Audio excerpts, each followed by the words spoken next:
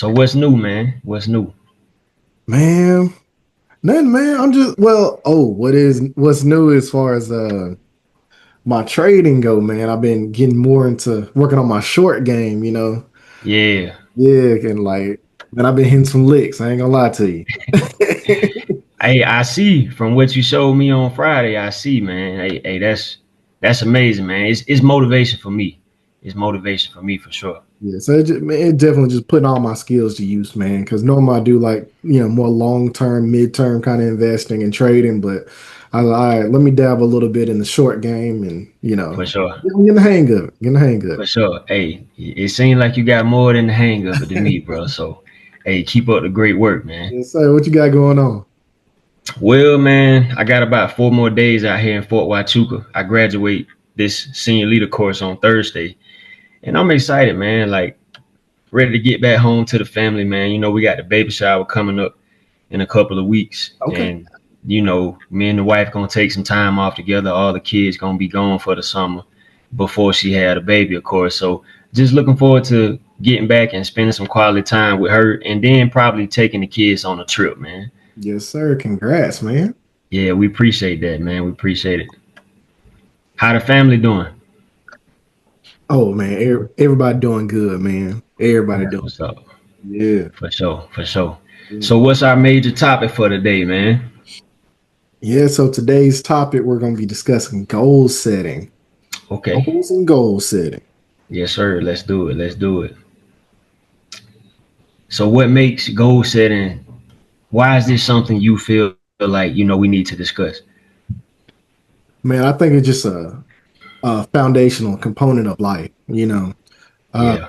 when we look at goal setting, cause there are so many people that I feel like that are kind of wandering around aimlessly, you know. But I feel like it kind of gives you purpose, like just having something to work towards, and you know, and I think that's just very important. I agree with that, man. I agree. I definitely believe in setting goals because, like you said, it gives you something to work towards, and it allows you to see how committed you are to that goal that you set. Like if you just wake up and you just trying to do things and you're never setting goals, like you don't really have a destination. You may end up running in circles. Oh, no doubt, no doubt. That's good, man. Yeah, I got one for you. Let's go. Let's do it. And writing goals down. Yes, I do. I won't lie and say I write down every single goal that I have, but I definitely believe in writing goals down. And I know for a fact, based on research I've done, based on experts I've listened to, and based on my own experiences, I know when you write it down, you tend to be more committed to it. Hmm. And when you go back and revisit it, and when you go back and you start checking off things that, because like for me, it's like when I set a goal, typically I might have small term goals in place in order to reach that goal. Because let's just say when I did a speech last year, as a matter of fact, it was this year, I talked to high school students about getting a master's degree. And I said, look, if you want to get a master's degree, first you got to graduate high school. Then you got to get admitted into college. Then you got to get an associate's. Then you got to get a bachelor's, right? So when you know what your overall long term goal is, there should be some short term or medium term goals that line up with that. And I feel like when you write those things down and check them off, you're more likely to stay committed to it and actually achieve it. Oh yeah, man, that's dope, man. And even For, if we're talking about writing goals down, that's something that my wife and I do at the beginning of each year. We always write down like what's our goals for that particular year that's coming up, and then we always do like a 5 year goal, yeah, and we always try to revisit it. We try to revisit it like a couple times out the year. that's amazing, man. I like that. I usually from time to time will ask my wife, like, what are your goals right now? Or what are some goals we can set together? What are your 5 year goals? But we haven't written any of those goals down together. So that's something right there that I know I can take back and apply in my household, man, because we set goals, but we haven't written those down together. So that's good, man. I like that. Yeah, yeah. For sure. So do you and your wife have a particular goal for the year that you would like to share? Um, One of my main goals was really just a financial goal, For like sure. in a joint investment account. Because like I have Okay. like private accounts and I got public accounts, that I show on YouTube and stuff.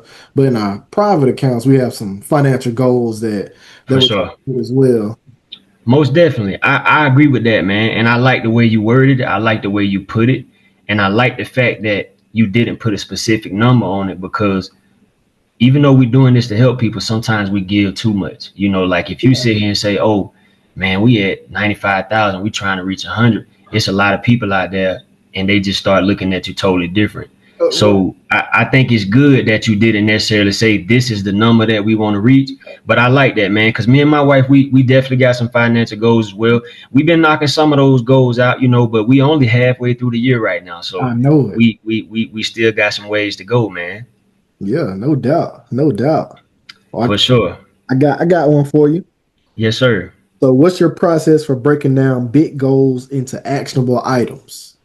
Well, part of what I was saying the first time about making some smaller goals along the way, and like another example I can give, when I was working on A Butterfly in the Wind, I published A Butterfly in the Wind originally in 2022. But in all actuality, I started working on that book in like 2018.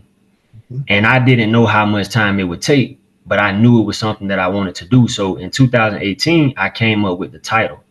I actually started typing it up. And so I was constantly working towards it, even though I didn't know how long it would take. And then as another year went by and another year went by, I was like, okay, I have to take this to another level. So I put up a vision board in my kitchen. And at this time, this particular house that I was living in, as soon as I opened the front door, I could see directly in the kitchen, or more so the dining room area. So I had the vision board up and I had a big picture with the cover of the book. And every time I walked in my house, that's the first thing I saw. Every time I came out my bedroom, that's the first thing I saw.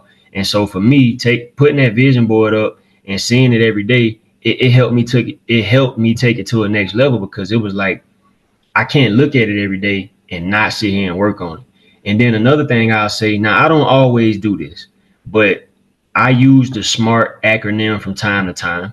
And for those out there that may not know what that is specific, measurable, achievable, realistic, and time. Now I don't feel like that's the only way to set and achieve a goal. I don't feel like it's always necessary, but those are some of the things I use, man. Okay, man, that's dope, man. Definitely utilizing a vision board is something that's something I haven't done.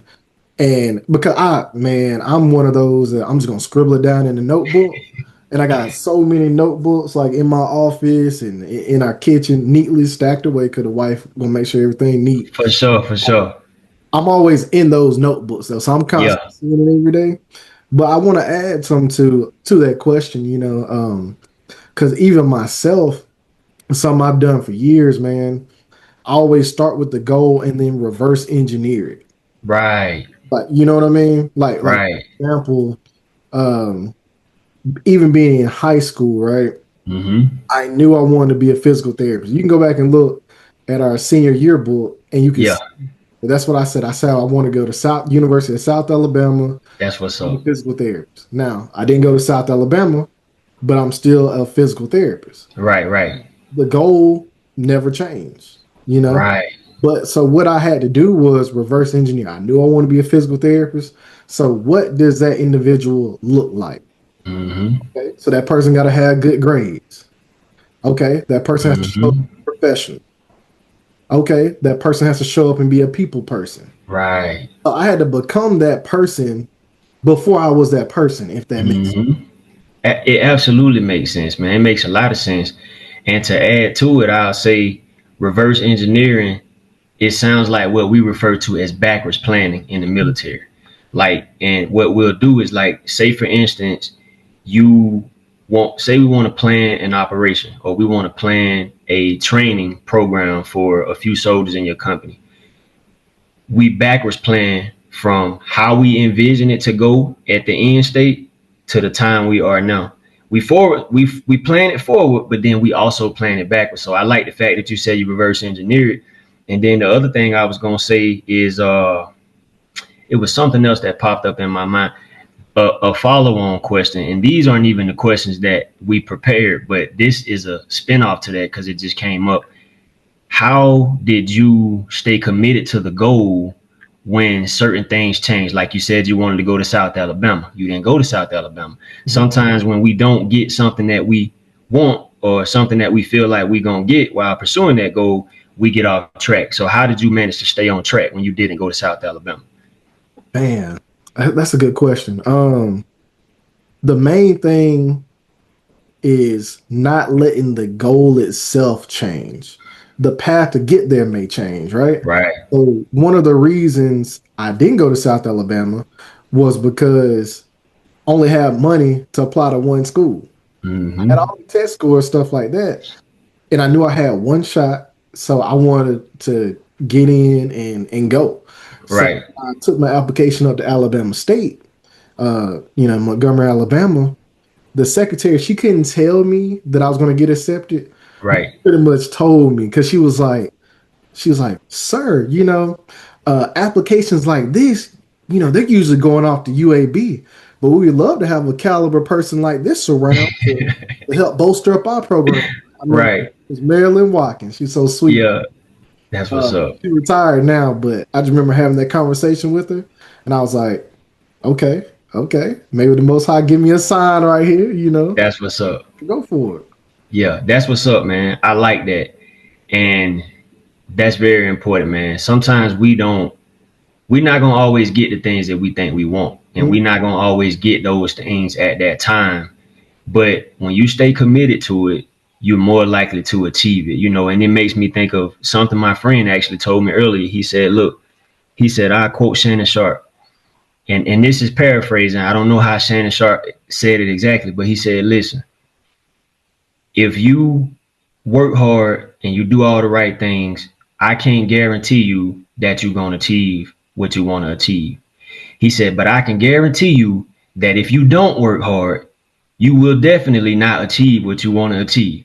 And he said, that's even with the NFL. He said, I can't sit here and tell you if you squat 600 pounds, if you run a 4.2 in the 40, if you go play D1. He said, I still can't guarantee you that you're going to the NFL. He said, but if you don't do all of those things, I can guarantee you that you're not going to the NFL. And man, I just say that to say you stayed committed, you put in the work, and you achieved your goal. And that's so important, man. Yeah, man, and I feel like that's the same with you in the military. Yeah, I know you have different goals and things that you're trying to achieve, across your career. And I'm absolutely. watching, we communicate more than just these videos. So I know you knocking stuff out here and there. So For sure, for sure. Yeah, man. Just to share something with you, we actually talked about. I think my first week or so here, I was like, "Hey, man, I got a 10-page paper I got to write," and so I set a goal with that. I wanted to get a 100 on my paper, and they have what's called writer of the cycle. So I wanted to be writer of the cycle out of maybe 100 other candidates. Now, as of right now, I don't know who writer of the cycle is because there were four of us in my class that wrote a professional paper. All four of us got a 100, and they're only supposed to submit one per class, but they ended up submitting all four of them. And I would be happy to see any of my classmates win it. However, it's still a goal of mine, so I definitely want to get that win, right? But right now, I don't know who's going to win it. And the other goal is even more bigger than that was to graduate and get what's called a 1059, which is a graduation certificate. So that's why I was saying earlier, like, man, I got 4 more days, man. I'm almost there, bro. yeah, Yeah, for sure. yeah. Okay, good deal, good deal. Man, I got one. Now, I know we didn't prepare for this question because it just kind of just made me think about this.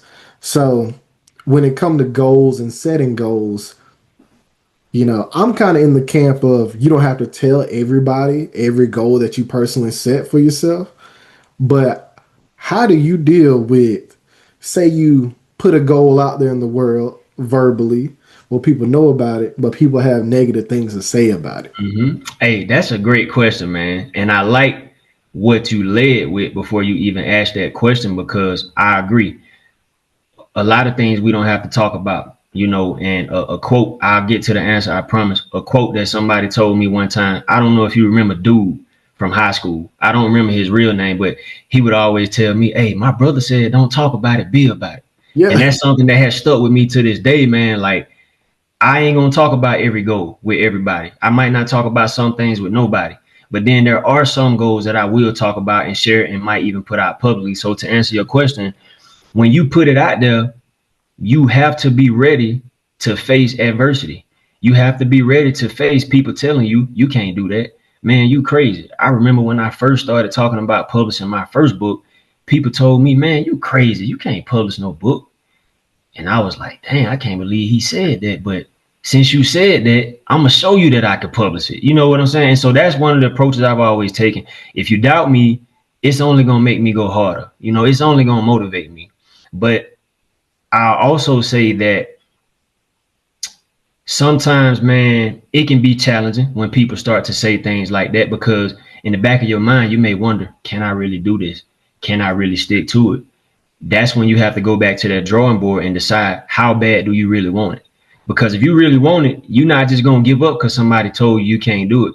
If you really want it, you're not just going to give up when you can't go to that school you want to go to, or if you don't accomplish it the first time, man. So staying down, man, and continuing to put in the work, regardless of what anybody says, knowing how bad you want it, and fighting through the adversity, because adversity is always going to come. Some goals we might knock out the park easily.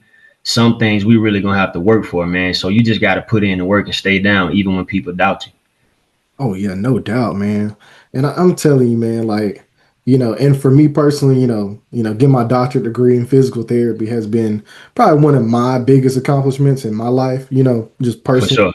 But like, I only got here through overcoming a series of obstacles, right? Right. When you talk about adversity, like, just one thing for sure that helped fold like create the person I am was because sometimes you have to when you have a goal in mind, sometimes you have to speak against people you care about. That's right. Like for example, like my parents, love them to death. They want the best for me, right? But I knew in order to be a physical therapist, I needed to be around other health professionals, right? Mm-hmm.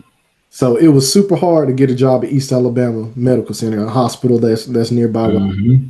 Uh, and at the time, being fresh out of high school, freshman, sophomore in college, it to get a job there, if you don't know anybody, Right. it's gonna be challenging, right? Right.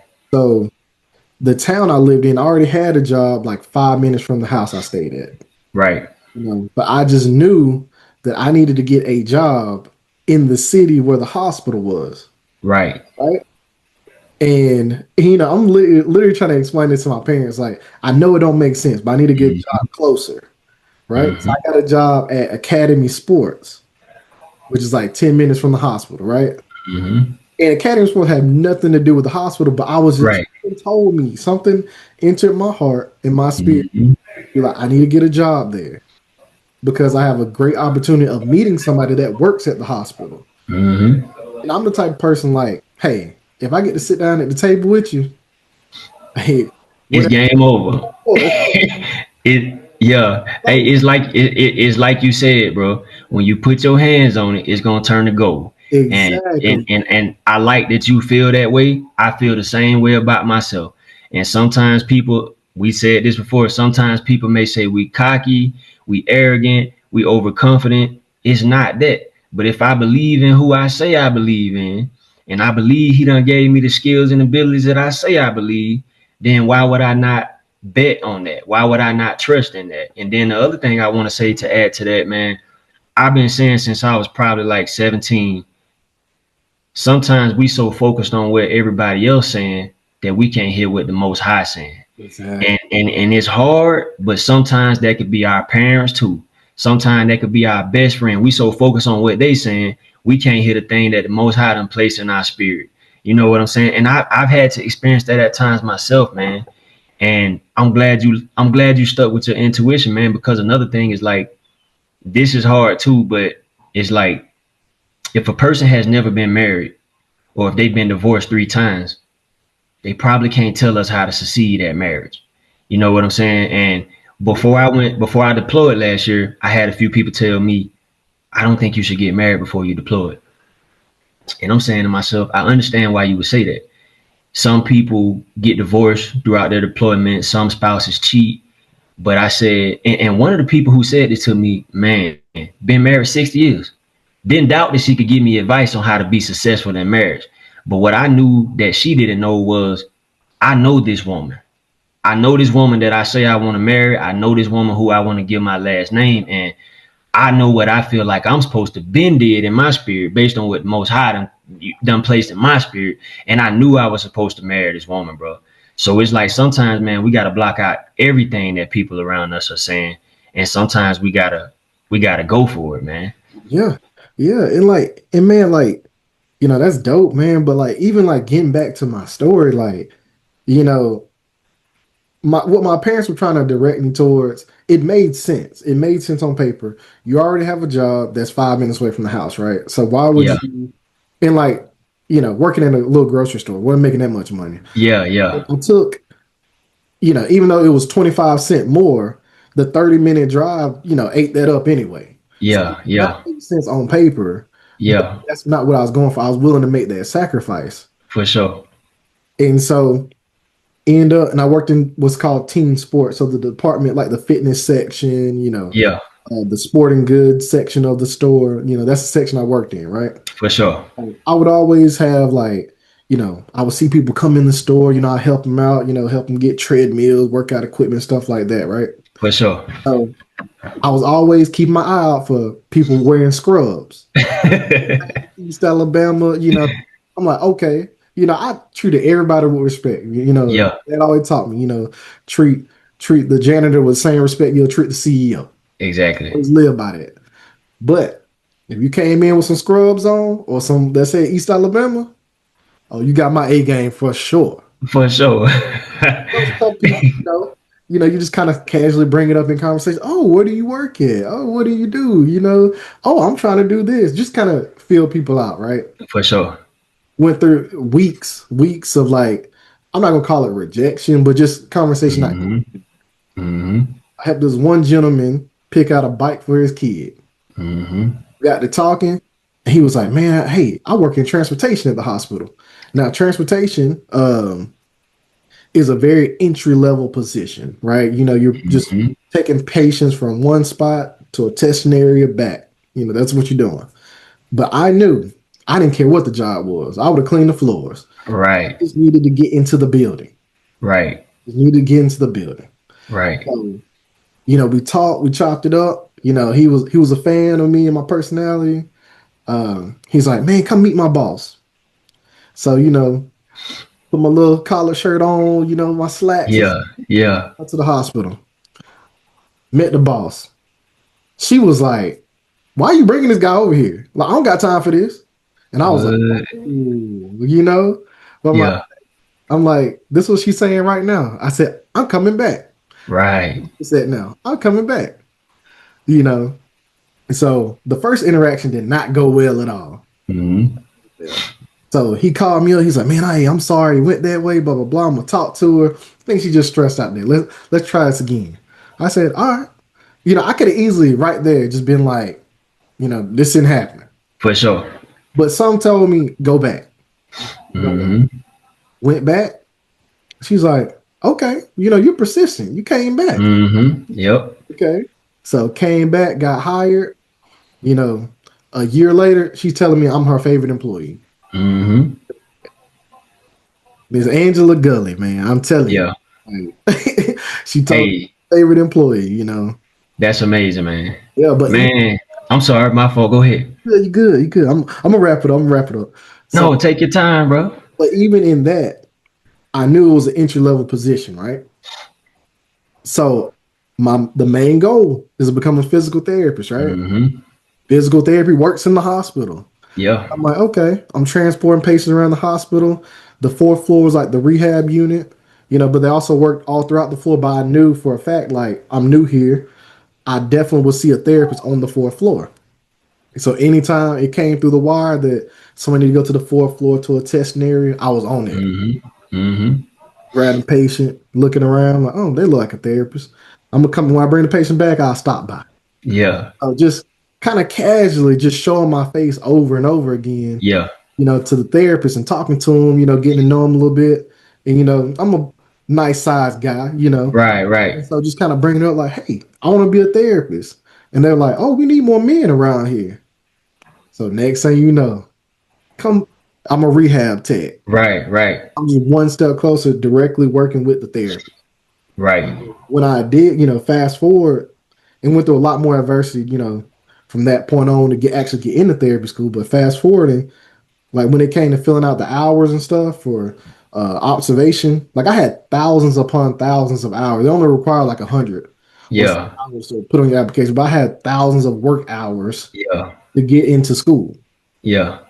And all because I didn't say no, and all because I didn't give up when it first started, when I first met adversity. Hey, that's powerful, man. There's so many things that I thought about, while you were telling the story. So many the testimony, let me say that, because the story can be made up. That was real. So that was a testimony, man. And man, I just want to share with you a few of the things that came up in my mind while you were sharing that to help those out there listening. And then, man, hopefully we'll get back to the questions. But we cooking right now, bro. We really cooking. So the first thing that I got out of that is you have to be able to listen to what the Most High is telling you.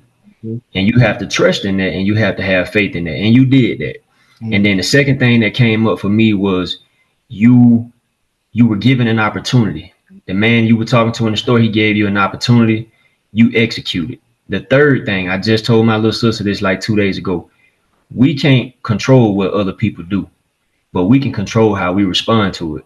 Every You time. couldn't control how that lady came off, but you controlled your actions and you remained calm in that situation. And then you went back. So you were persistent. You were diligent. And right before you said the word persistent, I had just said diligent, persistent. Because when you're talking, I be listening and I be certain words come up in my head. So those were some of the things that I picked up from that, man. And for those out there listening, run that part of the video back. Like go back and listen to Paul's whole testimony and his experience on how he went from working in a store to getting an opportunity to work in the hospital or the medical center and then eventually getting there. That was powerful, man. And you achieved that goal. Now I do want to ask a question, and Yeah, it's gonna switch it up a little bit, yeah, but why is it important to set financial goals? I think we've already kind of touched on yeah, yeah. why it's important to set goals in general, but why is it important to set financial goals? Yeah, man, that's a good question. And like it's so many ways you can unpack that. When you're looking at it from a um like a marriage level, finances is one of the leading causes of divorce.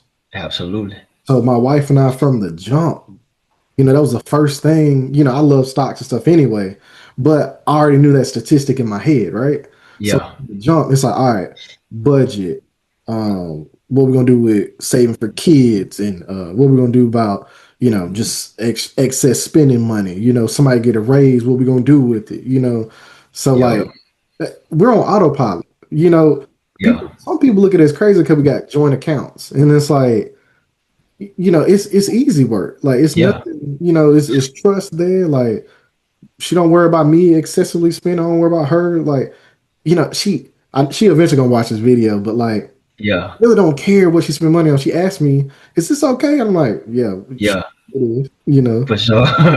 But on a Yeah. personal level too, man, it's just like, we're called to be good stewards of our money anyway. Right. Right. That's in scripture. We're just called Right. to be good stewards, man. And honestly, if you don't have financial discipline, that bleed over into other aspects of your life too. Mm-hmm. And also too, if you don't have any money, how can you be charitable? Right.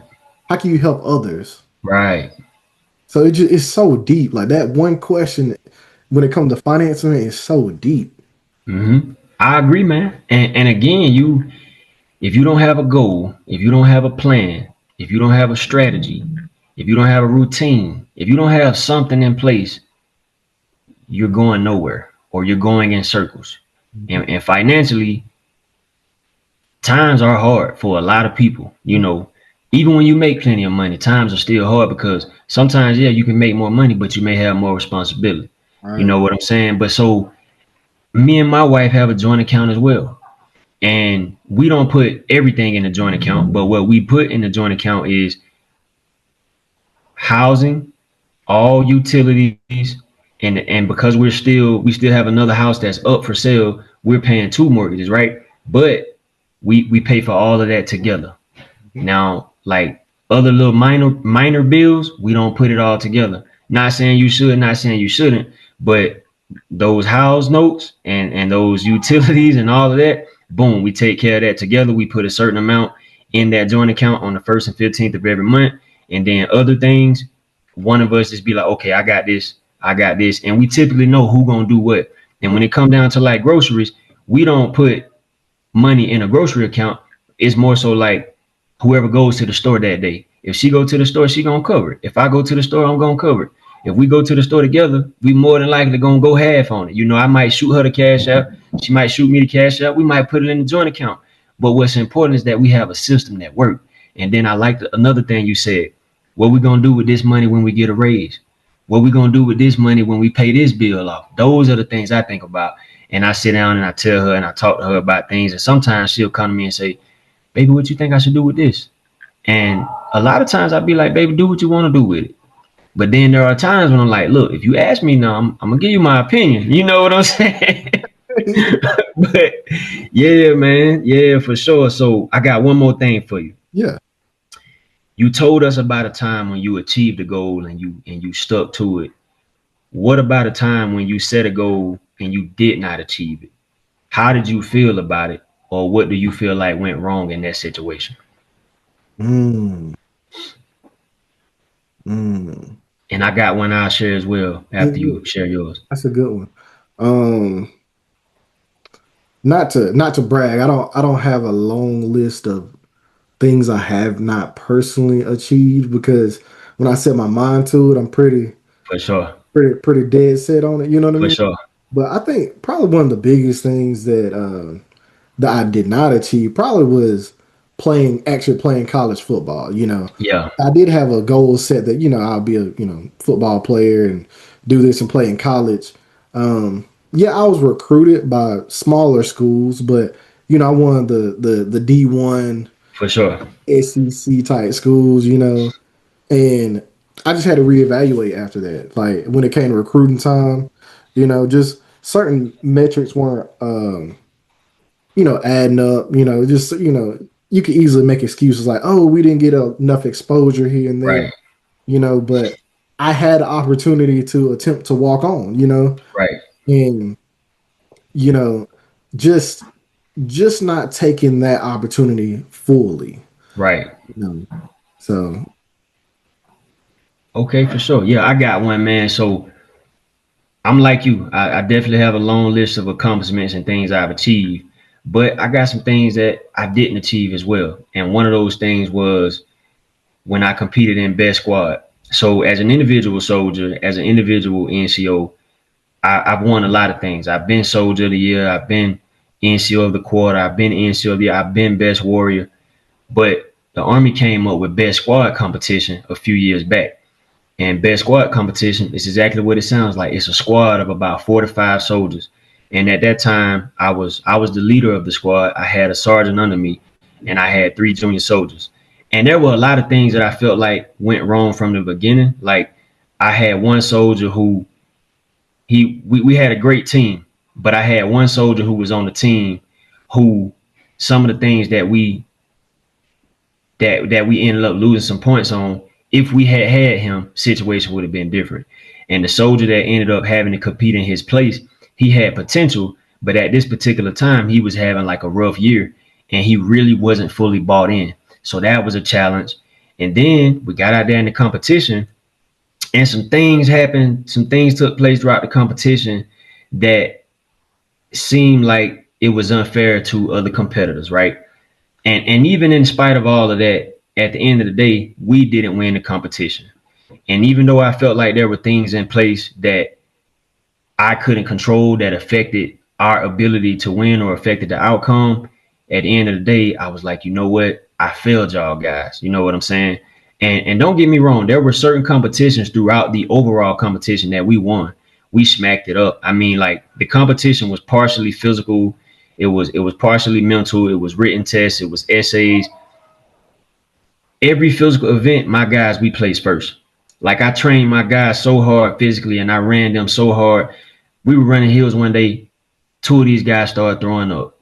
And I was like, okay, that's enough. But I was like, hey, catch our breath, get a little water. We're gonna run two more sprints, and then we're gonna be done. And they was like, man, Sergeant Shea was crazy, bro. But I knew we had to dominate physically, right? And we did. We dominated physically. But like I said, even in spite of all of that other stuff, I looked at it and I was like, you know what? Maybe I put too much emphasis on the physical and didn't coach them up enough on some of the other written tests. So even though, again, I felt like there were things that were taken from us, I still saw it as my fault, and I still saw it as I had a goal that I set for us to win as a squad, and we didn't achieve it. And what hurt the most was seeing how those guys felt when they know we didn't win. You know what I'm saying? So that was one of those things for me, man. But I know you got some more questions over there, man, or maybe a follow-on statement, man. So it's back on you. Yeah, man, that's good, man, because that kind of tie into our last video we did about accountability, man. So Yeah, just taking accountability for your action, your roles that you played. But I always look at it too, man. It's never losses. It's only lessons. You know what I mean? that's true. So, Yeah, that's good, man. yeah, that's deep. That's I'm good. glad you shared that with everybody, man. For sure, most All definitely. right. Yeah, I got a question right here. If someone needs help or feels stuck, what's some good advice for somebody to kind of get started and set that first goal? Again, I would go back to how bad do you want it? Hmm.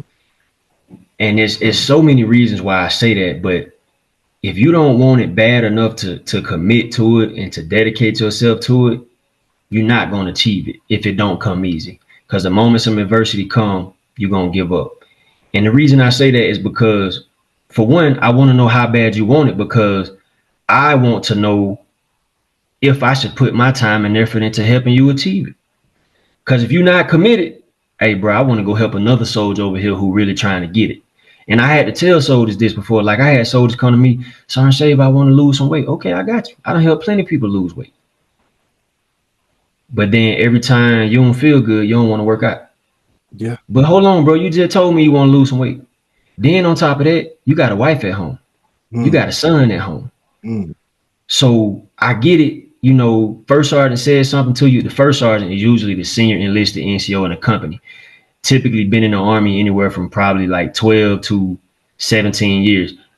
The moment first sergeant say something to you, you don't want to work out no more. But I looked this man in his eye. This is a real situation. I looked him in his eye and I said, listen, I don't care about none of that. I don't care if you don't feel like it.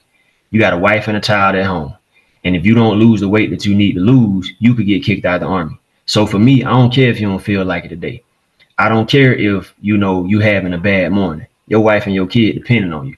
So if you don't want it bad enough, then maybe you shouldn't waste somebody's time who trying to help you, and maybe you shouldn't waste your own time. And then two, mm. if you get to that point and you decide that you really do want it, it's okay to ask for help. Find some people who really can help you. Like again, my guy Paul is a doctor of physical therapy. You can't come ask me how to become a doctor of physical therapy. I don't know, but I can direct you to Paul. So I might try to help you find somebody who has succeeded or achieved that thing that you're trying to achieve. And then the third thing, I would try to teach them the things that work for me in achieving my goals. So again, I would talk about that vision board. I would maybe show them how to do a SMART goal, and I would encourage them to write it down. And then the last thing on that, you said earlier, you put things in a notebook. Man, there's nothing wrong with that. Because I'm telling you, since I had notebooks, but I had different notebooks for different things. But when I came to your house and I saw your spiral notebook, I said, man, let me get me a spiral notebook. So I went home that day. I said, hey, baby, you got a spiral notebook? She was like, yeah, baby, I got plenty. I got the same spiral notebook right here in front of me.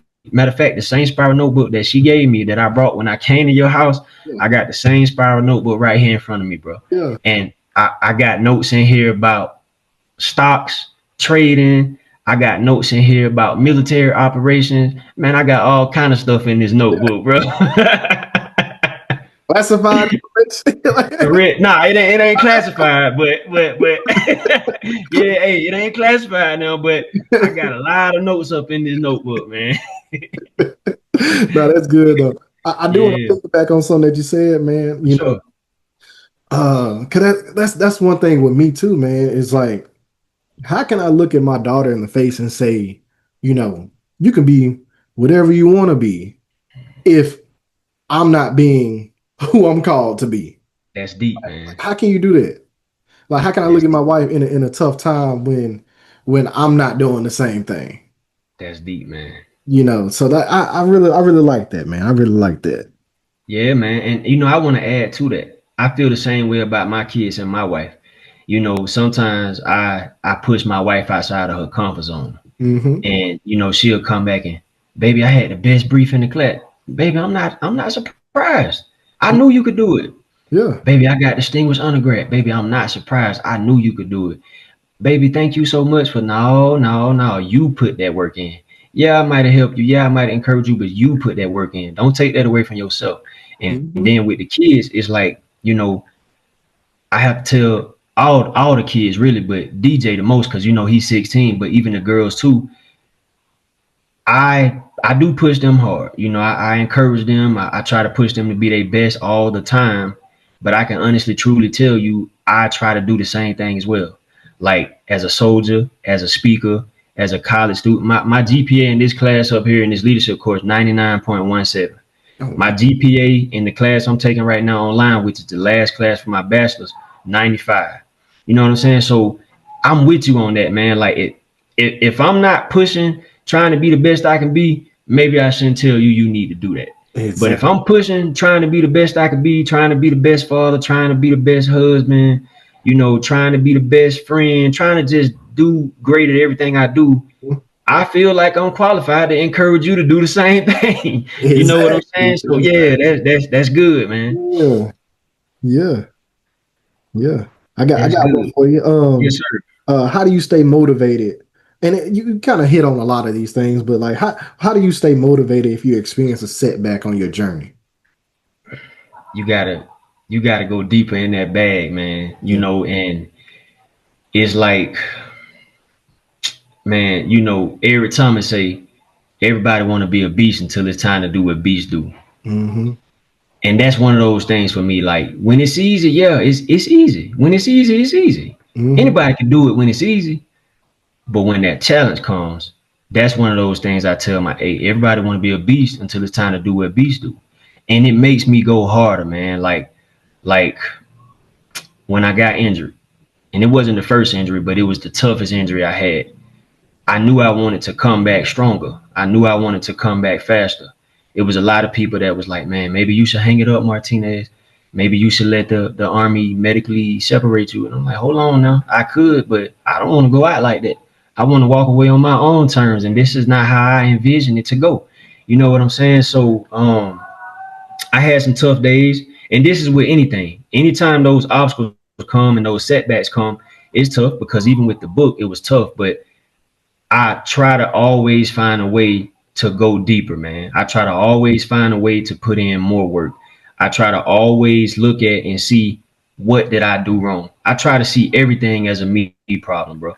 And it just forces me to keep going. And then not to get into scripture just yet, because I like to cap it off at the end with that. But I got certain scriptures in mind that keep me in place, man. And one of those scriptures is let me see. Let me see. I got like two or three. Yeah.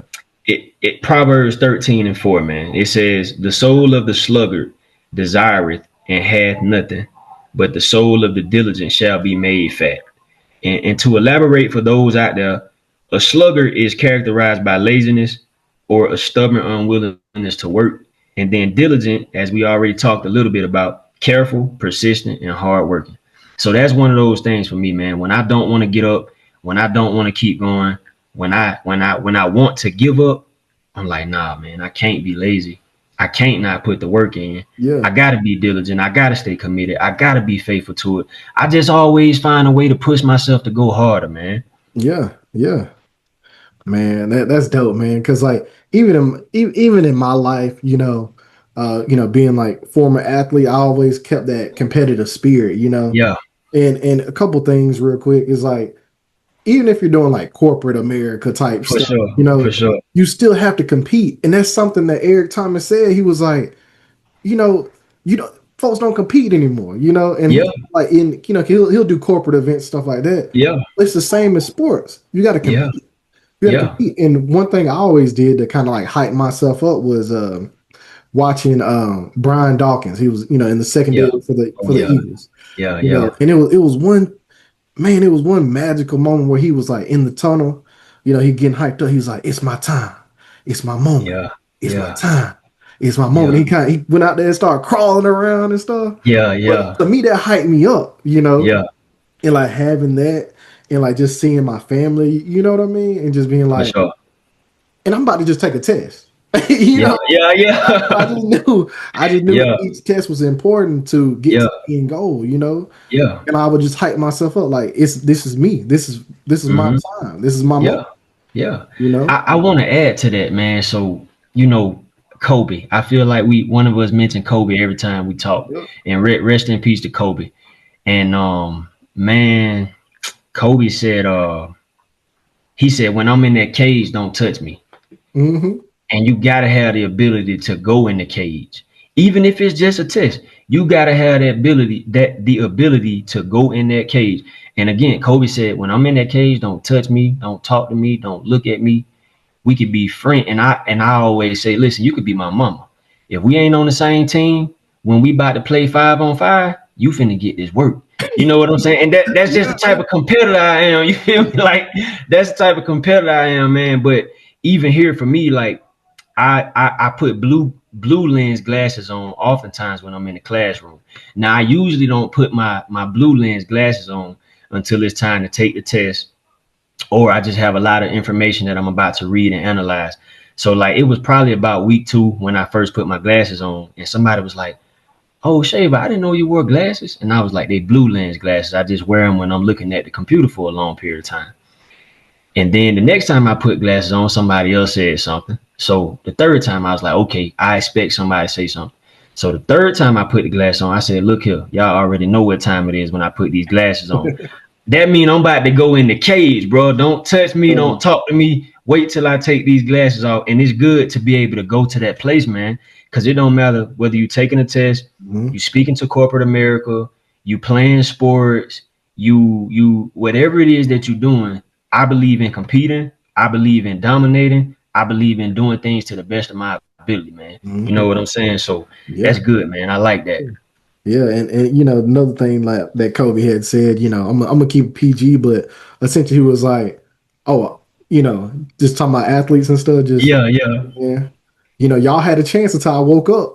What he yeah, said, and like I always just carried that with me, man. Like that was another yeah, Kobe phrase that yeah, that I, I'm about to go do a hands-on practical, hour long yeah, hands-on demonstration for the teachers and stuff. yeah. Because I was like one of the people that would, help the Mm-hmm. class prepare for these type things. And Yeah, I will say about therapy school, on orientation day, they literally look at you and tell you this is one of the hardest things you're ever going to do in your life, yeah, and they yeah. were not joking, right? Mm-hmm. So like it was important to keep that competitive spirit and stuff. But I would always have that mindset before I went into a test, went into a practical, just keeping that. And just, I know we're gonna get to the verse, but one verse that always kind of like carried me through like the difficult times was Isaiah 6:8. Yeah, My favorite verses. And it say, um, also I heard the voice of the Lord saying, whom shall I send? And who will go for us? Then I said, here I am, send me, send me. send me. Yeah, for sure, And that's just one. I got chills right now. I mean, just reading that, but for it's sure. just something that just throughout my whole time, man, that just stuck with me. Mm-hmm. Yeah, man, that's good, man. When I was stationed at Fort Stewart, younger in my career, I was in Second Brigade, and that was our phrase. That was our motto. Send me. That was our motto. And this was when I won Soldier of the Year. A lot of people counted me out with that, but I just felt like at that time, the Most High was put me in that position to break down some barriers in that unit and just to be a light to some other people. And man, that scripture became one of my favorite scriptures. And man, hey, listen, we here now. It's no point to dance around. I think everything happens for a reason at the right time. And we always get to scriptures for those out there listening. We don't do the scriptures last because they're not important. We do them last hoping that you get to the end of the video because the scriptures really are the best part. Mhm. But we want to give you all everything that lead up to that. So I want to say this. And it was I thought about this earlier when you was sharing the testimony about how you went from working at the sporting goods center or the store to eventually getting in the hospital. Proverbs 3 and 6. I always come from Proverbs, man. That's my favorite book. So Proverbs 3 and 6, it says, in all thy ways acknowledge him, and he shall direct thy paths. And man, that scripture is so powerful. And when you were talking about your journey earlier, I was like, you had a goal, you had your mind set on something, and even though you didn't get there on the path that you originally thought you would get there on, the Most High had a path already laid out for you. You stayed committed to it, and you eventually achieved it, man. So that's just one of those scriptures for me. It keeps me going, man. Even when I feel like, am I doing the wrong thing? Am I doing the right thing? You know, that's one of those scriptures that keep me going, man. I try to always acknowledge them. I try to, if I did something wrong that day, I definitely pray about it. And, I ask for forgiveness. I try to do better the next day. And I just try to stay on the right path, man. Yeah, yeah, yeah. Man, I like that one. I like that one a lot. The one I have to share is from Psalms 34:19. Many are the afflictions of the righteous, but the Lord delivers him out of them all. And Right. that right there is so deep, man. Just on my journey, looking at it like, just a quick summary of like where I've been, looking at coming to a new town, not being from there, just making my own name, even just starting in fifth grade, people saying, oh, I had got the most awards in all the different subjects. Oh, you don't Yeah. deserve that. It's okay. I'm righteous. God got Yeah. it. Yeah. Just middle school. Oh, yeah, you're not gonna make it in football, this, that, and the third, never played, Pop Warner ball, anything like that. Come on the Yeah. scene, eighth grade starting, Yeah. you know, high school, just same thing. Just Yeah. just hearing little things. Oh, you're not gonna make it playing football. Hey, scholar athlete of the week. Yeah. Just righteous. God got Yeah. it, and then just Yeah. even like going through college. I started off at community college. For those of you that don't didn't know, Mm-hmm. having advisors tell me, "Oh, you want to be a physical therapist? Oh, that's hard. You might not make it. You might want to come up with a backup Mm-hmm. plan." No, I'm consistent. You know, Mm-hmm. yeah, another affliction. Hey, I'm gonna keep going. For You know, sure. just now I'm at Auburn University. I have the dean of the college talking about, hey, look around. All you guys want to go to therapy school, but Mm-hmm. each table where it's four of y'all, only one out of four may make it. Okay, I like those odds. I like Most definitely. I like that. Most Okay, definitely. I'm gonna keep going. And even just you know and just having teachers just say, well, hey, you might not be able to make it to the next level because uh, physics is hard, chemistry is Mm-hmm. hard. Okay, bet.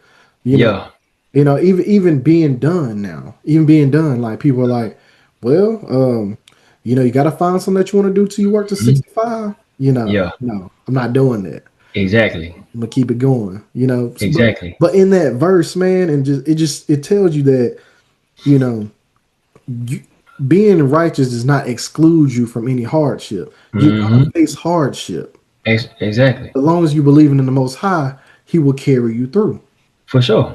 And then to add to that, bro, I want to say I've told people at times, because sometimes people worry too much about the power or the control that people have. Mm-hmm. But I always tell them they not the final approving authority. Mm-mm. The Most High is the final approving authority. So a lot of things I've gone through a lot of adversity in my career, and I haven't been in no good old boy systems. I haven't been in no good old boy clubs. I'm a stand up guy. I make decisions that I feel like are best. I'm not trying to sugarcoat. I'm not trying to brown nose. I'm not doing none of that. You know, I'm gonna try to be the best leader I can be, make the best decisions I can make. I'm gonna have those hard conversations with you. A lot of people don't like me.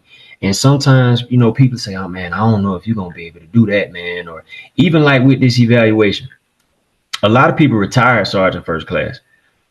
I've been in the Army 8.5 years, about to be 9 years in November. That's you can't make sergeant first class no faster than that. You know what I'm saying? And you got people who retire at 24, 25 years as a sergeant first class. And it's things that happen. It's things that happen. And I had this one sergeant first class before my number came out. He was about to retire like 23, 24 years. He was like, how long have you been in the Army, Staff Sergeant Shaver? I said, 8.5 years. He was like, don't promote to sergeant first class fast. You don't want to do that. Why I don't? Because it took you 20 years to do it. We different. Yep. And then again, when you say something like that, they like, oh, you cocky. Nah, I ain't cocky, bro. Yep. It just I know who breathed life into me. Yes. I know what his word says. Yep. I know what his word says about those who work hard, about those who diligent. It was a lot of people that told me, man, listen, you put in all this work, but it still might not be enough, man. Your number still might not be good enough, man. Like, but listen, if you don't get the number you want, man, like, it's all right, man. You don't have to get it on your first look. Why I don't? That's the goal. I didn't set out to get it on my third look. Yeah. I didn't set out to get it on my fourth look. I set out to get it on my first look, and I put in the work for it, and I tried to do the right thing always, and I believed in he who had the final approving authority. So when it came out, I was number 4 out of 153. I don't have a Ranger tab. I don't have a drill sergeant badge. I don't have an instructor badge, and things like that easily get you within the top. I don't have none of that stuff. I got work ethic. I got grind. I accept challenges. I push myself hard in everything I've done. And for 4 years in a row, ranked number 1 against everybody I was ranked against. And so and even people in my class, like, it's people here who got the tabs. They still didn't have a number 4 out of 150. And there was some people who had high numbers, you know, but those scriptures that guide me and the confidence that I built up through fire, through time, and through pressure over the years, I'm going to count on myself every time. I'm going to bet on myself every time. And more importantly than that, I'm going to bet on the Most High. After that, I'm going to bet on myself. I'm going to bet on the skills and the abilities I have, man. So I like that, man. And then I got one more scripture, man. Go ahead. It's more so a passage. I won't read the whole passage, but yeah. Proverbs 6:6-11.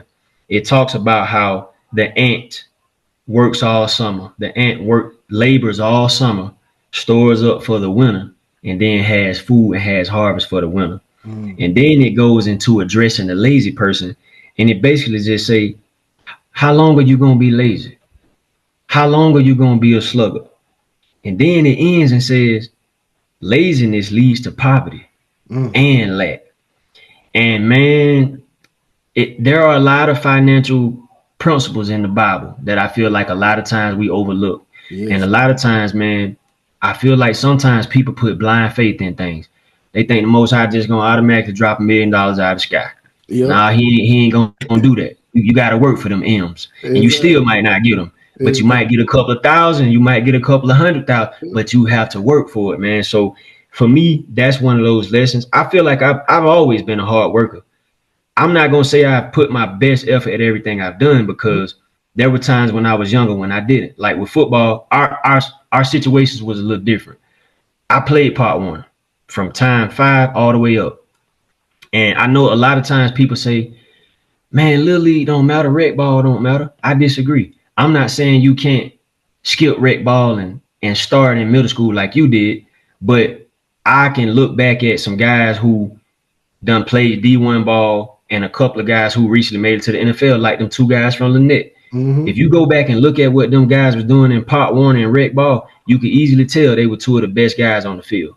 So things like that you can see from rec. Now, again, for those out there, I'm not saying if you don't play rec, you can't be a great ball player. But I'm saying, for me, I started out playing rec. And at first, my coaches, they were scared to play me because I was small. But I had heart, man. I always grinded. I worked hard. And I barely get tired now, but I really didn't get tired back then. So I always tried to make sure I was in great conditioning. Well, even when I moved to Lynette, coaches didn't know me. Went out there on the rec team, boom, started once again. And sometimes people say, oh, it don't matter if you start in rec. Well, you still have to compete for a spot sometimes, because it ain't sometimes there are guys who sit on the bench and wreck. I wasn't one of those guys. I always started. So then moved to the Valley. First year I got to the Valley, Coach Bound had the best team. And I remember on that team, this was when I first met Nick. It was Dez, Bobo, Nick, Okoye. It was, I think Jalen was on that team. Jalen Ware, Hey. great team. They had the best team in the league now. Even before I got there, they were like, man, hey, you want to be on Coach Bound team. And then it was other teams that were good. Like they had Kenseco, they had Darian, they had Keon Brown, they had Terrence Alexander. But no team was as stacked as Coach Bound team. I don't know how he pulled it off. Yeah. But his team was stacked. And I'm out there, I'm a new kid. Like all these guys had seen me play, but Coach Bound didn't know who I was. So I was one of the last dudes to get picked. But Coach Bound picked me on his team. And I was like, bet, here go my opportunity. Started at cornerback, once again. We lost one game that year. We lost to the red team. Kenseco was the running back. He was hard to stop. I know you probably But told we that thing. Oh, he was toting it now. But we beat them the second time, and that was our only loss. And we didn't lose to no other. Johnny Lane, man, Trevor. It was some great athletes out there, bro. Some great athletes. We won. Our whole team went to All Stars. They brought the best players from the other teams. We played Lynette. We beat them. Then we went back to Lafayette, which is where I'm from. Same guys I was just playing football with a couple years ago. We beat them. And then when I got in junior high, I didn't start. So for me, it was tough because it was like, man, I done started all the way up. Yeah. I know I got skills. Like I ain't just garbage. And another thing that was hard for me at that time was like, I was always on the field in practice. Always making plays in practice. I remember so many times when the whole defense getting whopped. I'm one of the only few that's making plays, not giving up no passes, swatting the ball, making tackles, or forcing the runner to cut back in to where the lineman and you know what I'm saying? Game time come, that whole season, didn't get no clock. For me, it was hard for me to understand. So that was a time in my life when I gave up on that. You know what I'm saying? But I learned so much from that. And years down the line, I wouldn't change it. Even though I still think about football and I still, in ways, wish I had stuck with it. Because I believe I was a great athlete. You know what I'm saying? And seeing things I've been able to do throughout my military career, even now at 31, bro, I can still move just as fast as I did when we were 17. You know what I'm saying? So I look and be like, man, what could I have done? But I learned a lot from that, man. And what I learned from that was don't see it as a them problem. See it as a you problem. Because back then I was like, man, maybe these coaches don't like me. Maybe they went to school with some of these other players' parents. So no, bump that. I'm a grown man now. I don't care about none of that. Yeah. You might then know my mom. You might not know my mama now, but guess what? You're going to know my name when I show up because I'm going to put in work. I'm going to grind for it. And it just goes back to those scriptures that guide me. I know that was a lot, man. I'm sorry, but those scriptures really guide me, man, for real. Yeah, no, man, that's deep, man. That's deep. That's deep. Like, nobody cares. Work harder, man. Yeah, exactly. Exactly. That's what I had to tell my son. And I think I told you about that. But one day we was on the way to Atlanta, about to go to Summit Racing Store. His mom had called. She got at him. He like, man, I give up. I quit. I said, what you give up on, son? I just give up on life. I said, what? You give up on life? I just can't do anything right. Man, I played a motivational speech. And that was the first thing that they said. Nobody cares. Work harder. And I wasn't trying to tell him, son, I don't care about you. Son, I don't care about what you're going. I wasn't trying to tell him that. I was just trying to tell him, stop crying, man. Stop complaining. Stop putting the excuses up. Figure out a way to see what you're doing wrong. Work harder. Because when you get out here in the world, it's people who in the world that ain't going to care about you. It's people in the world, they don't want to hear it. They not gonna care. You have to work harder. You have to, you know what I'm saying? So that's good. For sure. That's good. You gotta choose your heart, man. You gotta choose your heart. You gotta choose your heart. Yeah. Most definitely. Yeah. Listen, man, that was everything I had, man. Yeah, that's everything I got too, man. For sure. Hey, oh yeah. Hey, I feel like we get better and better every time, man. And I feel like we flow more naturally every time. Like I'm sure we both probably got questions wrote down that we didn't even touch. Yeah. But that's because we let those questions that came up, we brought those questions out. So I think we did great once again, man, and I'm Yes, looking sir. forward to seeing the finished product. Yes, sir. Hey, another good one, man. Another For good one. sure, for sure. Well, listen, man, I hate to dip out, but I'm gonna get back to this shift so I can go relieve my coworker. Yes, And sir. man, I'll reach out later and just I follow up with you.